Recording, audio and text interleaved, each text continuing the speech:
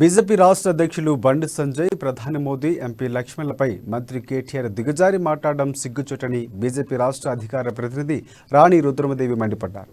రాజన్న సిరిసిల్ల జిల్లా వేదికగా ఆమె సెస్లో గెలుస్తారో ఓడుతారో తెలియక భయంతో కేటీఆర్ మాట్లాడుతున్నారని అన్నారు. ఇక లిక్కర్ స్కామ్లో ఎమ్మెల్సీ కవితపై మాట్లాడితే ఎందుకు ఆమె కోపమని ఆమె ప్రశ్నించారు. చెప్పులు చీపులతో కొడతారని మాట్లాడడం మంత్రి స్థాయిని తగదని అన్నారు. బండి సంజయ్ తంబాకు తింటాడని మాట్లాడారు. మరి దీనిపై కూడా మీరు చెప్పు దెబ్బలు తింటారని ప్రశ్నించారు. ప్రధాని మోదీ, బీజేపీ ఎంపీ లక్ష్మణ్ గురించి మాట్లాడే స్థాయి మంత్రి కేటీఆర్కు లేదని విమర్శించారు. తీగల గుట్ట ఆర్ఓబీ గురించి బీఆర్ఎస్ ఎంపీ చేయలేదని పనిని బండి సంజయ్ తీసుకొచ్చారని రాణి రుద్రమ తెలిపారు. సహకార ఎన్నికల్లో ఏం చేస్తారో చెప్పకుండా మంత్రి ఇష్టం వచ్చినట్లు మాట్లాడడం ఏంటని ఆమె ప్రశ్నించారు.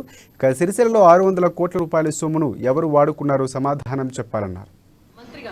మాకు సంస్కారం ఉంది కాబట్టి మేము గౌరవ మంత్రి గారు అని సంబోధిస్తున్నాం. కల్వకుంట్ల తారక రామారావు గారు సిరిసిల్లకు ఈ రోజు వచ్చి సిరిసిల్ల పట్టణంలో, అదే విధంగా కరీంనగర్ పట్టణంలో ఇష్టం వచ్చినటువంటి రీతిగా చాలా ప్రజలు, అంటే వారికి ఓటేసి గెలిపించినటువంటి ప్రజలు కూడా అసహించుకునేటువంటి పద్ధతిలో విపరీతమైనటువంటి అహంకారంతో చూపన కాకపోతే ఇవాళ కరీంనగర్ చౌరస్తాలో భారతీయ జనతా పార్టీ నాయకులను వారు చెప్పుతో కొడతా అన్నారు.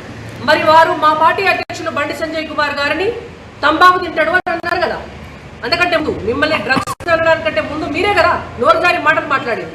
మరి వాళ్ళ మా పార్టీ అధ్యక్షులు తంబాకు తింటారు అని ప్రూవ్ కాకపోతే ఇదే కేటీఆర్ గారు చెప్పు దెబ్బలు తింటారా? అదే కరీంనగర్ చౌరస్తాలో తింటారా? అదే కరీంనగర్ చౌరస్తాలో మేము అడుగుతున్నాం, రండి.